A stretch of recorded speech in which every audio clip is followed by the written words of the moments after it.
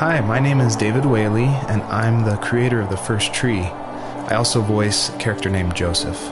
So I just wanted to introduce you to this commentary mode, tell you that you can find interesting things about how I made this game by touching the speech bubbles you see in the world. So I hope you enjoy it.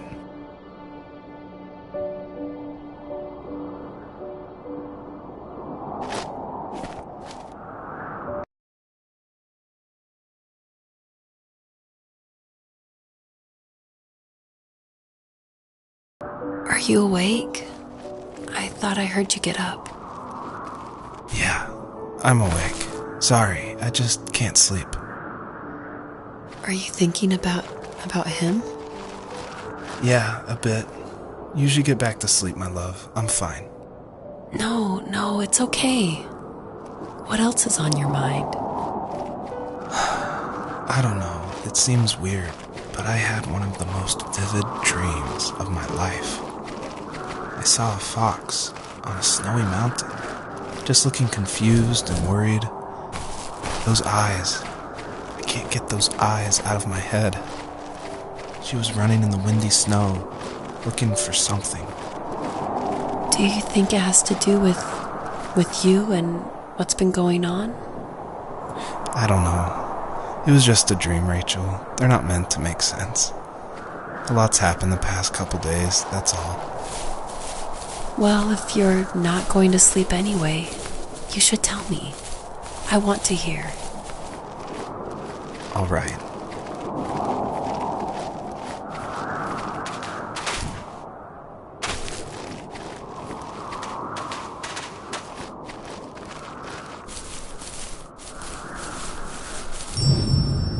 I'll try not to spoil too much since a lot of this game ties into the very last act, which is the epilogue, I call it.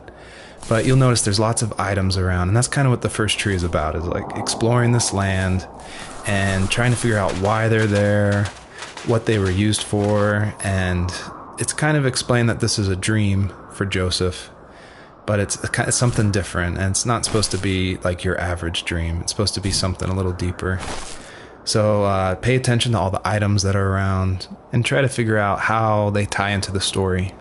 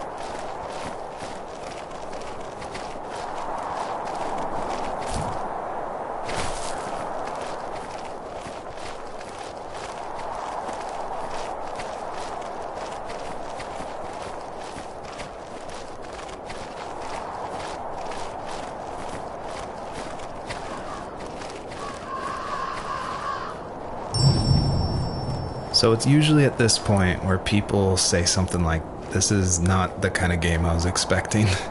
And that happened a lot at PAX West when I showed it. We'd have little kids play it, but then they see a dead fox cub, or a kit is technically the word, but cub sounds, I don't know, it sounds better. Like Wes Anderson uses it in Fantastic Mr. Fox, so I thought cub would be alright. But anyway, having this game, I wanted it to be more serious. This game is based on dealing with the death of my father, which was the hardest thing that's ever happened to me and my family. But I don't want to talk about it here, and I didn't want to talk about it with anybody really to this day still. It's very personal. And that's why I made this game. That's exactly the reason. Because I wanted to get those feelings out and like communicate with people without like talking about it. And so that's what The First Tree is. It's me dealing with my feelings, and it was a personal project, and it was just me, and it actually, like, I'm really glad I made it, but it wasn't easy to make, I guess is what I'm saying. So, not far from her home, she followed that path to something unexpected. She couldn't stay, though. She had to find her other 2 children. So she took that path. She followed it towards something ancient. Something with answers, high and low, searching for any sign of her cubs. Points of light showed the way to this ancient tree. It was as if each one had a story to tell, all their own. The land was trying to tell my story, too. I felt like I was right behind her the whole time.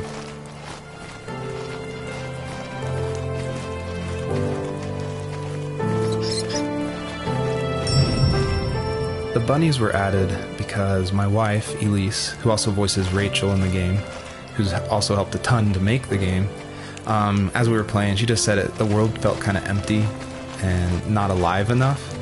So I knew we needed to add some kind of life, and so the bunnies was like the first idea that came to mind.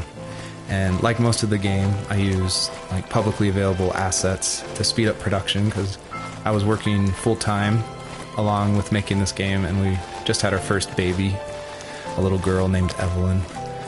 So I was messing with this asset called Herd Sim, and at one point, like the generation script that creates variations of the sizes of the bunny. One time I got out of control and it made like this monster bunny that towered over everybody. And I shared that GIF on Imager and Reddit, and that was a huge hit. It helped definitely gain an audience for this game. But it's hard because this game is like so serious. It's about life and death, not giant bunnies. But I knew I needed something, like a shout out to that, because it was pretty fun. So if you're able to catch all the bunnies on this map, I think there's around 13, then you'll get a special surprise. So good luck.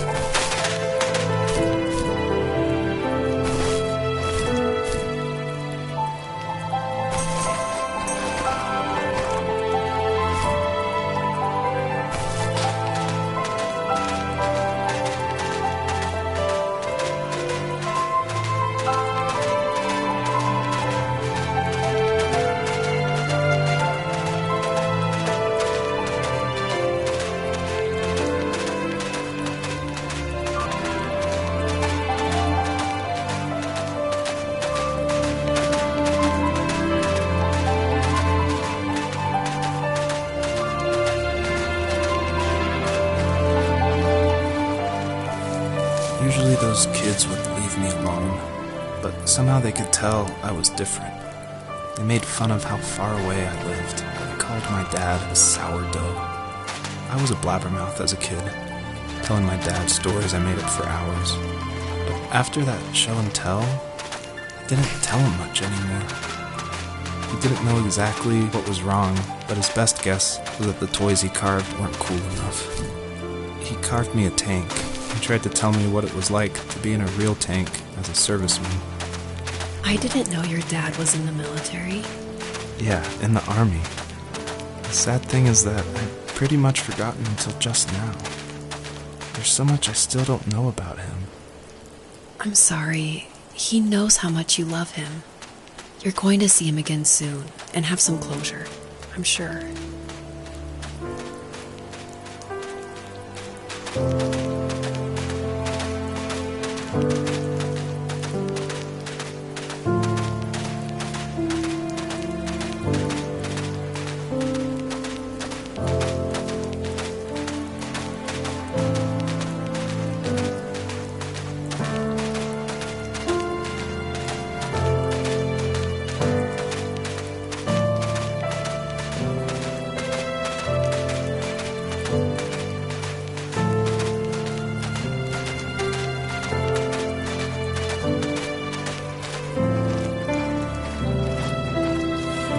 Do you remember what my dad did for a living?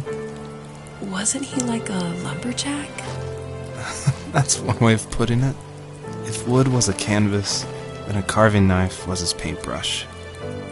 Even after working a 50-hour week, even after his hands were more splinters than skin, he would bring home the nicest piece of Alaskan weeping cedar and make me toys. That wooden train was the first toy I can remember, and I loved it. I just knew from a young age I was going to be a lumberjack, like my father.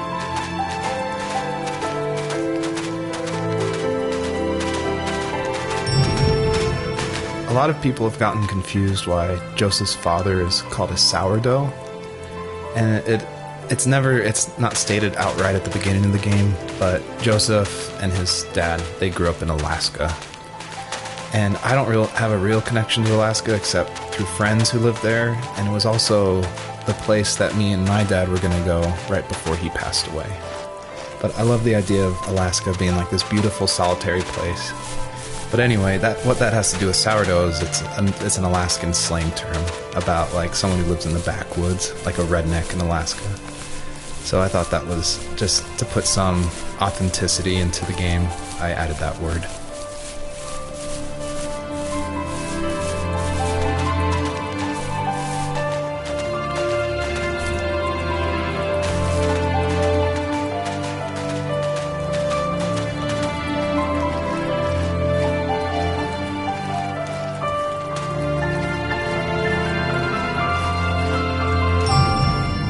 I feel like one of the main reasons people play small indie games is because they are so personal and intimate. So I tried to put myself into this game as much as possible. So almost all the vignettes or little stories you hear in this game, they come from my childhood, where I grew up in the middle of nowhere in Central Virginia in the United States. So yeah, that's probably why I love games like this so much, where you explore this open, wide environment and just find interesting things, because that's exactly what I did as a kid.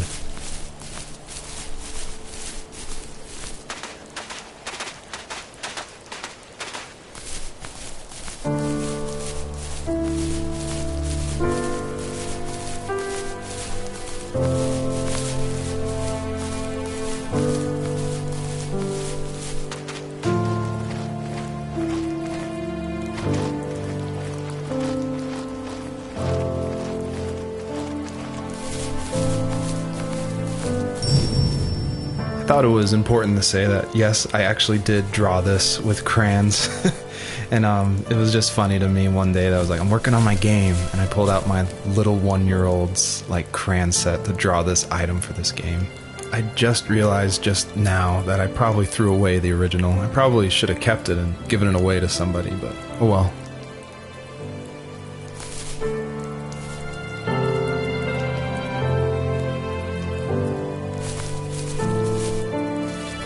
The older I got, the more I withdrew. I asked myself, why talk to anybody anyway? Why bother when I'm happy by myself? I started drawing a lot, mostly animals I saw in the woods by my home. I then imagined designing my own hideouts with things like TVs and pantries full of chips and cookies. I think that idea of leaving home and drawing blueprints started my career. I found a lot of solace in that.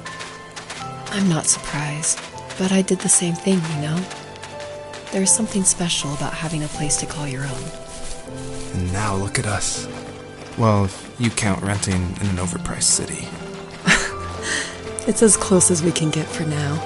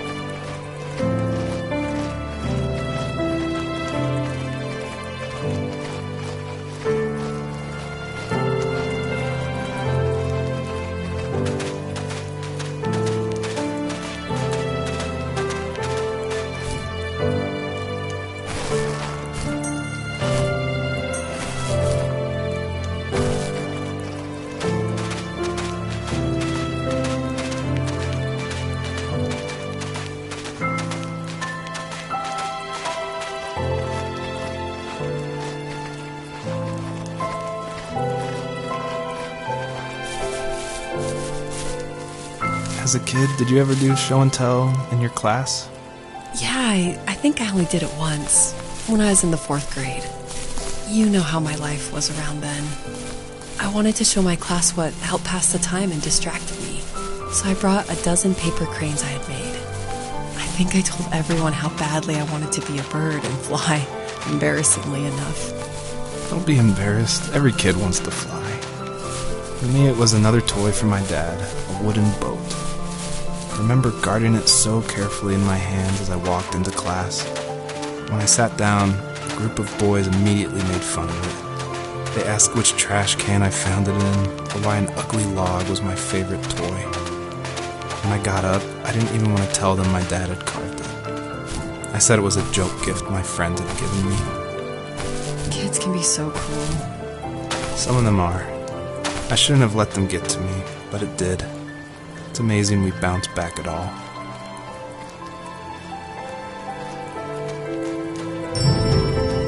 I feel like one of the best ways to make an exploration game feel worth it, or to reward the player, is to have as many secrets as possible. Like some of my favorite games like Dear Esther and Gone Home and Firewatch. I love those story-driven games. And they're kind of like these mystery boxes where if you put in a lot of effort, if you look closely, the world reveals itself to you better. So there are like secrets in the first tree. See if you can find one of these hidden items by digging around in these unmarked spots around this area.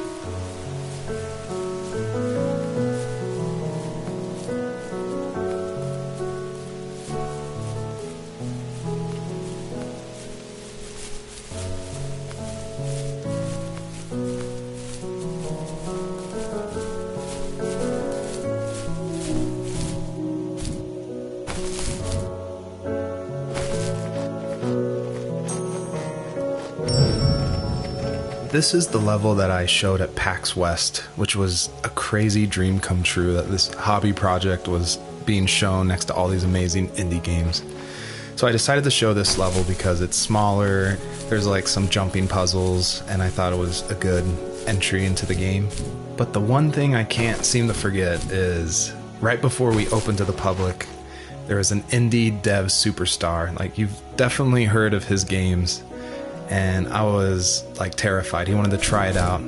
So I said, of course, like, please give me your feedback. And he was super nice, super talented, of course. But this embarrassing bug happened, which I'd never seen before in my life, where when he dug the item up, he jumped right after, and it created the dust cloud to permanently be on the rest of the level. It wouldn't turn off. So it looked like this fart cloud following the fox as it just kept running with this beautiful music and serious voiceover. And it was horrible. I think about that every time I look at this level. But, you know, I was able to fix it, so I'm glad someone could at least find that bug.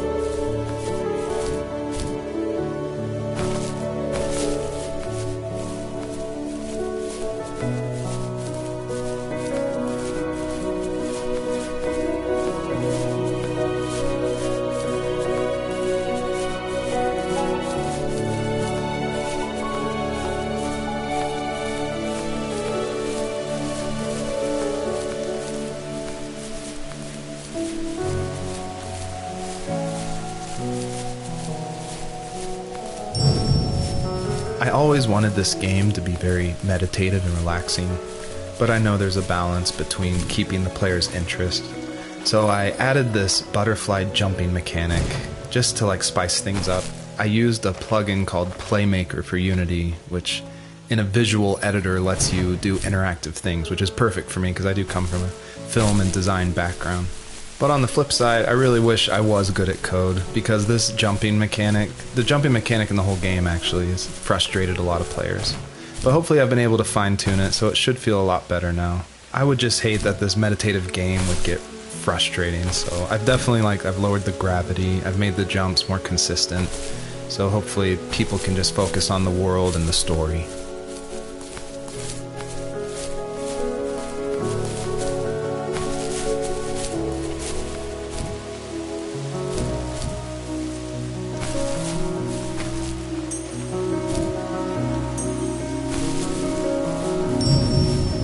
I always wanted this game to be very meditative and relaxing, but I know there's a balance between keeping the player's interest. So I added this butterfly jumping mechanic just to like spice things up. I used a plugin called Playmaker for Unity, which in a visual editor lets you do interactive things, which is perfect for me because I do come from a film and design background. But on the flip side, I really wish I was good at code, because this jumping mechanic, the jumping mechanic in the whole game actually, has frustrated a lot of players. But hopefully I've been able to fine-tune it, so it should feel a lot better now. I would just hate that this meditative game would get frustrating, so I've lowered the gravity, I've made the jumps more consistent, so hopefully people can just focus on the world and the story.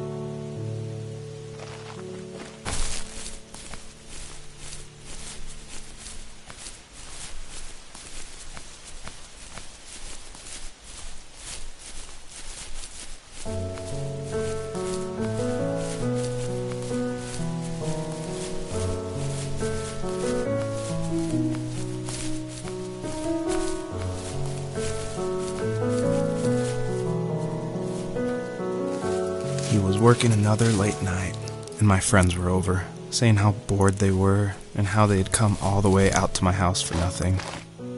One of them mentioned how that old, ugly beyond belief truck was still in the garage, and how we should take it for a spin. I was only 15, so the next thing I knew, we were careening around the mountain path, rocks spitting onto the sides of the cliff, while my dad's cringeworthy bluegrass blared out the speakers. I drove while my friends were in the back of that yellow and purple truck, throwing beer bottles and trash at anything remotely interesting. Felt like I was soaring in the air with borrowed wings. But all good things have endings.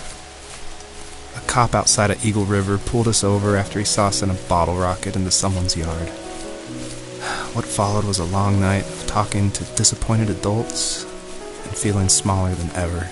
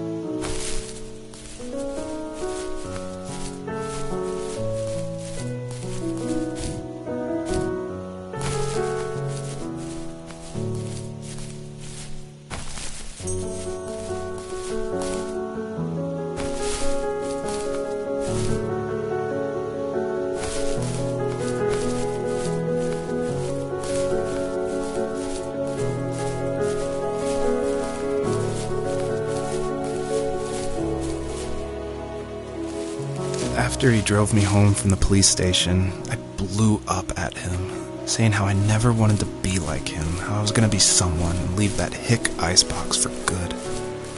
He just looked forward at the road with tired eyes. I took out that bluegrass tape from the cassette deck and chucked it out the window. In my sage teenage wisdom, I thought I had proved the ultimate point. But my dad had a different idea. He slammed the brakes, slowly bowed his head while gripping the steering wheel, and finally looked at me.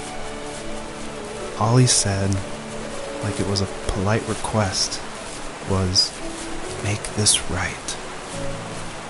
I sat there in silence, fuming, but I eventually got out and combed every square inch of the woods, muttering profanity after profanity. I found it 30 minutes later, near a small waterfall off the road. I went back to the truck, put the wet tape back in, and sure enough it worked. We didn't speak another word to each other the rest of the night. Wow, I knew you were a crazy teenager, but... It's hard to believe, isn't it? It surprises me too. It's like I didn't really know who that kid was back then.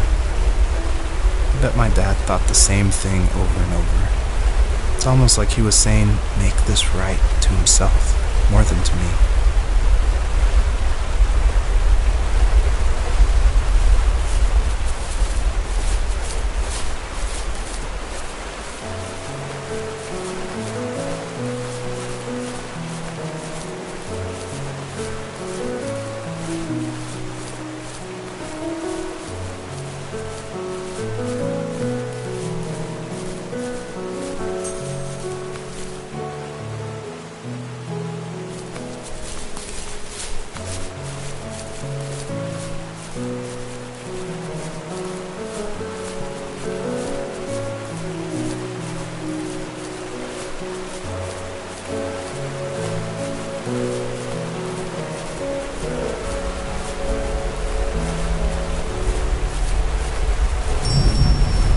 You may have noticed there's a little pond here, and believe it or not, I tried everything I could to get swimming working in this game, and I just could not do it, unfortunately.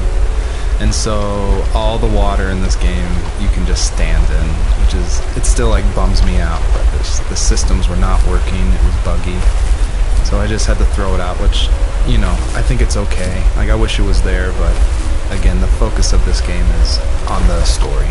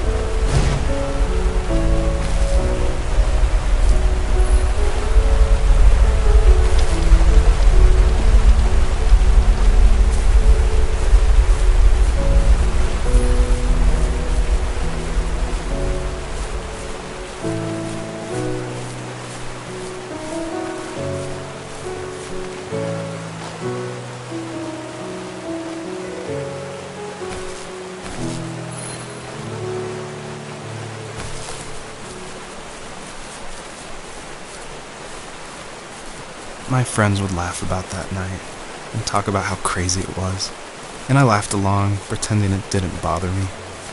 But it did. I imagined my friends growing old in the bush, unable to find that thrill in those godforsaken ice fields. It's like those mountains were a literal wall, keeping me from leaving, where all I would have to look forward to are lumber yards and evening beers. I had to climb over. That was my only goal for a long time.